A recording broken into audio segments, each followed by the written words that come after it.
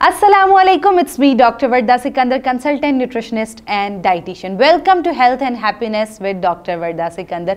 एक नए एपिसोड के साथ, एक नए मेहमान के साथ, एक नए टॉपिक के साथ। आज हम जिस टॉपिक पे बात करने जा रहे हैं उसका हमारी ज़िंदगी में बहुत अहम रोल है कि एडोलेसेंट एक ऐसी एज होती है जिसमें बच्चे खुराक का बिल्कुल ख्याल नहीं रखते और देखा देखी गलत खुराक इस्तेमाल करते हैं, जिसकी वजह से उनको बहुत ज़्यादा हेल्थ इश्यूज़ फेस करने पड़ सकते हैं। तो आज हमारे साथ स्टूडियो में मौजूद है डॉक्टर कायनात आबिद, जो कि पंजाब फूड अथॉरिटी में अपनी सर्विसेज दे रही हैं। आइए इनसे जानते हैं कि एडोलेसेंट एज क्या होती है। वेलकम टू द शो, कैसी हैं आप? Thank you so much. अल्हम्दुलिल्लाह। अच्छा, एडोलेसेंट एज जो है वो हमारे पास कौन सा एज ग्रुप होता है? एक्चुअली एडोलेसेंट एज जो होती है वो हमारे पास 10 to 19 ईयर्स एज ग्रुप जो होती है वो एडोलेसेंट में आती है। तो इस एज ग्रुप के जो लोग होते हैं वो एडोलेसेंट में आते हैं, तो हम उसको टारगेट करते हैं एडोलेसेंट में।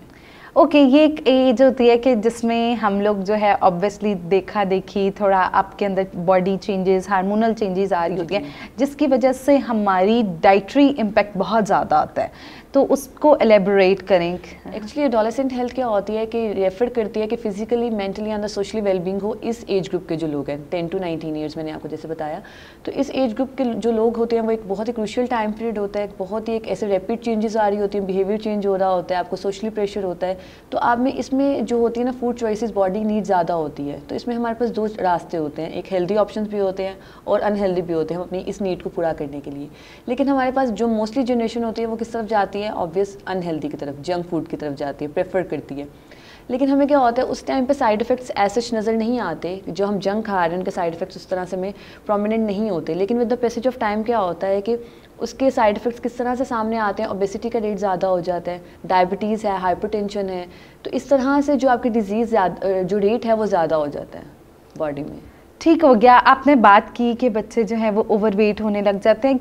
क्या यही वजह है कि आजकल जो यंग बच्चे हैं हमारे, उनके अंदर चाइल्डहुड ओबेसिटी और इस तरह की चीज़ें कॉमन है?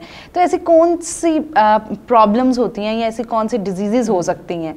अभी देखिए ना कि जैसे मैंने आपको बताया कि ओबेसिटी है तो उससे इंटरलिंक करती है डायबिटीज़, हाइपरटेंशन, पीसीओएस का आजकल इशू बहुत ज़्यादा है, फीमेल्स में प्रेवलेंट है। तो इस तरह से डिजीज़ जो है वो ओवरबर्डन होती हैं आपकी बॉडी पे, आपका एक इम्यून सिस्टम स्ट्रॉन्ग नहीं रहता।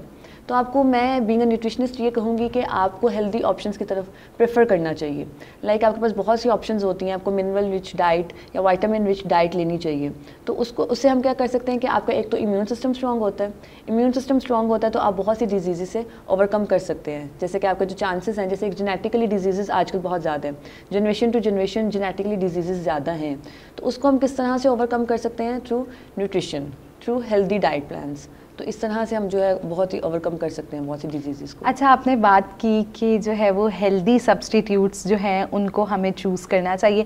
हमारे यहाँ क्या होता है कि हेल्दी सब्सटीट्यूट्स तो सबको पता होते हैं, मोस्टली लोगों को पता होते हैं, लेकिन फिर भी जो हमारे ये एडोलेसेंट का एज ग्रुप होता है इसमें बच्चे अमल नहीं कर रहे होते। तो ऐसे कौन से फैक्टर्स या एलिमेंट्स होते हैं कि जिसकी वजह से बच्चे जो है हेल्दी चॉइसेस की तरफ नहीं जा रहे होते? आप ये देखेंगे मोस्टली अब हमारा जैसे बच्चे जा रहे हैं, स्कूल जा रहे हैं, कॉलेजेस जा रहे हैं, तो क्या होता है एक देखा देखी वाला एक एलिमेंट बहुत ज़्यादा प्रिवेल कर रहा है। बच्चे जैसे पराठा लेकर जाएंगे तो वो कहते हैं कि अगला हमारा मजाक उड़ाएगा तो हमने पराठा नहीं लेके जाना। हम लोग फैंसी आइटम्स वाली चीज़ें जो हैं वो अडॉप्ट करते हैं। वो जस्ट किस लिए कि अगर आप प्रमोट करते हैं हेल्दी लाइफस्टाइल तो हमें क्या करना चाहिए, हमें इसमें ऑप्शन ज़्यादा देने चाहिए। वैरायटी के साथ साथ हमें अपनी खाने को अट्रैक्टिव बनाना चाहिए। जो कि आप अट्रैक्टिव बनाएंगे खाने को तो क्या होता है कि जो जनरेशन होती है वो उसको ऑब्वियस अडॉप्ट करती है और वो खाती है उन चीज़ों को।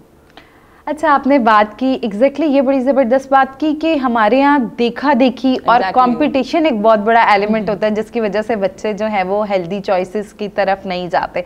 तो आप जैसे देख रही हैं आजकल बढ़ते हुए मॉडर्निज्म के एरा के साथ साथ प्रोसेस्ड फूड जो है उसका इंटेक बहुत ज़्यादा लोगों में बढ़ चुका है, और उसके अलावा जैसे फूड सेफ्टी के बहुत ज़्यादा इश्यूज आ चुके हैं। चूँकि आप पंजाब फूड अथॉरिटी से हैं तो आप इन चीज़ों को बेहतर समझती होंगी। तो ये सारी चीज़ें एडोलेसेंट एज ग्रुप पे कितना क्यों इन्फ्लुएंस करती हैं बच्चों? देखिए फूड ग्रुप्स जो है आपके वाली बात के फूड सिक्योरिटी और फूड इनसिक्योरिटी वाली बात भी अगर आ जाती है, हम इसमें एलिमेंट लेके आते हैं तो ये क्या होता है कि हमें बाहर से वो चीज़ मिल रही है, जैसे सैंडविचेज़ है, बर्गर्स हैं, हम कोई भी पास्ता वगैरह ऑर्डर करें तो बाहर से भी वो चीज़ मिल रही है। लेकिन अब अगर हम उसको घर में वो चीज़ें प्रिपेयर कर लें, जैसे कि आप कह लें कि शामी कबाब हैं, बहुत अच्छा सोर्स है प्रोटीन का, हम उसको डेली बेसिस पे ले सकते हैं, साथ भी रख सकते हैं इवन लंच बॉक्सेस में। तो हम वो लोग नहीं, जो बच्चे हैं वो इस चीज़ को अडॉप्ट नहीं करते। कि बाहर से लिया और जैसे हमारे कोल्ड ड्रिंक्स वगैरह हैं हम उसको अवॉइड भी करें तो हमारे क्या होता है न्यूट्रिएंट्स, हम क्या होता है कि हम हेल्दी लाइफस्टाइल गुजारने की कोशिश करते हैं, हम फ्रूट्स और वेजिटेबल्स का इंटेक करते हैं, लेकिन साथ ही साथ क्या करते हैं हम कार्बोनेटेड बेवरेजेस का इंटेक उतना कर लेते हैं, तो वो क्या होता है कि जो न्यूट्रिएंट्स आपकी बॉडी में अब्जॉर्ब होना होते हैं वो भी नहीं होते हैं। तो ये इंटरलिंक करती हैं चीज़ें। तो या अगर आप हेल्दी चॉइसेस की तरफ जा रहे हैं तो आपको क्या करना चाहिए कि जो कार्बोनेटेड बेवरेजेस हैं जो कि हिंडर्स बन रहे हैं, हिंडर कॉज कर रहे हैं कि आपकी जो अब्जॉर्प्शन नहीं हो रही न्यूट्रिएंट्स की, तो उसको भी ओवरकम किया जा सके। बीइंग अ न्यूट्रिशनिस्ट, आप बताएं कि हमें एडोलेसेंट एज ग्रुप जो है इसमें क्या healthy choices, healthy food options क्या होने चाहिए? आप ये देखेंगे जैसे अब वाइट फ्लावर हम मोस्टली यूज़ करते हैं, उसकी जगह हम ब्राउन ब्रेड यूज़ कर सकते हैं, होल व्हीट फ्लावर यूज़ कर सकते हैं, तो उससे क्या होता है कि हमारे कार्बोहाइड्रेट्स जो हमें चाहिए लेकिन हमें क्या होता है कि हेल्दी वे में मिल जाता है। इसी तरह हमें फाइबर इंटेक ज़्यादा करना चाहिए। अगर हम कार्बोहाइड्रेट्स की मैं बात करें, जैसे मैंने कहा ब्राउन ब्रेड की तरफ जाते हैं या होल व्हीट की तरफ जाते हैं, तो उससे क्या होता है हमें फाइबर कंटेंट भी अच्छा मिल जाता है, वैसे रादर देन हमें वाइट फ्लावर में वो फाइबर कंटेंट नहीं मिलता। इसके साथ साथ प्रोटीन का सोर्स हमें जो है आप कह लें कि हमें एग्स लेने चाहिए, मीट का पोर्शन जो हमें अपनी डेली बेसिस पे ऐड करना चाहिए, तो उससे क्या होता है कि हम अपना प्रोटीन का पोर्शन भी काफ़ी हद तक पूरा कर लेते हैं। अब बात आती है फ़ैट्स की। यहाँ पे बहुत एक कॉन्सेप्ट होता है कि फ़ैट्स हमने चाहिए ही नहीं है। जैसे अब डाइटिंग का बहुत एलिमेंट आता है, तो बच्चे जो हैं, बच्चियाँ जो हैं स्पेशली बहुत डाइटिंग करती हैं, डाइट कॉन्शियस हो जाती हैं, तो वो क्या करती हैं फ़ैट को अवॉइड करती हैं। हालांकि हमें यहाँ पे हेल्दी फ़ैट को लेना चाहिए, हमें बैड फ़ैट को ओमिट करना चाहिए, लेकिन हमें हेल्दी फ़ैट्स लेना चाहिए, हमें नट्स वगैरह लेने चाहिए, हमें ऑयल उस तरह के ऐड कर देने चाहिए, जैसे हम देसी घी ले सकते हैं, हम ऑलिव ऑयल ले सकते हैं, हम कोकोनट ऑयल ले सकते हैं, हम जो फ्राइड आइटम्स में हम उसमें फ्राई करके उसमें ऐड ऑन करके हम वो चीज़ें ऐड कर सकते हैं। तो हमें फ़ैट भी ऑब्वियस चाहिए होता है, लेकिन हमें किस तरह से उन चीज़ों को ऐड ऑन करना होता है, बस हमें ये देखना होता है। ओके, दैट मीन कि ये मिथ है हमारे पास कि जो है वो फैट सिर्फ अनहेल्दी होगा, कुछ फैट में भी हमारे पास हेल्दी ऑप्शंस जो हैं वो आ सकती हैं। अच्छा, डेयरी जो है वो कितनी इंपॉर्टेंट है एट दैट एज? बहुत इंपॉर्टेंट है। आप ये देखें कि मैं अक्सर मदर्स को ये रिकमेंड करती हूँ कि आपका बच्चा, मोस्टली बच्चे होते हैं वो ब्रेकफास्ट नहीं करते। मेरी एक रिसर्च है इस टॉपिक पे, impact of breakfast on cognitive skills of children. Obvious अगर आप ब्रेकफास्ट नहीं करते तो आपकी कॉग्निटिव स्किल्स उस तरह से डेवलप नहीं होती, आपका जो बच्चा है उस तरह से कंसंट्रेशन नहीं होती उसकी जब वो स्कूल जा रहा है या कुछ भी इस तरह से, तो आपका ब्रेकफास्ट बहुत मैटर करता है। अगर आपका बच्चा ब्रेकफास्ट नहीं कर रहा तो मैं कहती हूँ कि आप डेली बेसिस पर उनको 1 गिलास दूध ज़रूर दिया करें। You know very well, milk is a complete diet. तो अगर आप उसको दूध दे देते हैं 1 कप डेली बेसिस पे, तो वो उसकी काफ़ी हद तक न्यूट्रिएंट्स जो है वो बॉडी में अब्जॉर्ब हो जाते हैं। तो मोस्टली लोग जो बच्चे जो है वो जो आप कह लें कि नहीं करते ब्रेकफास्ट, तो उनकी भी काफ़ी हद तक चीज़ें पूरी हो जाती हैं। ठीक हो गया। डॉक्टर कायनात हमारे साथ मौजूद थी जिन्होंने हमें बताया कि एडोलेसेंट एज में हमारी डाइट एंड न्यूट्रिशन का ठीक होना बहुत ही अहम है।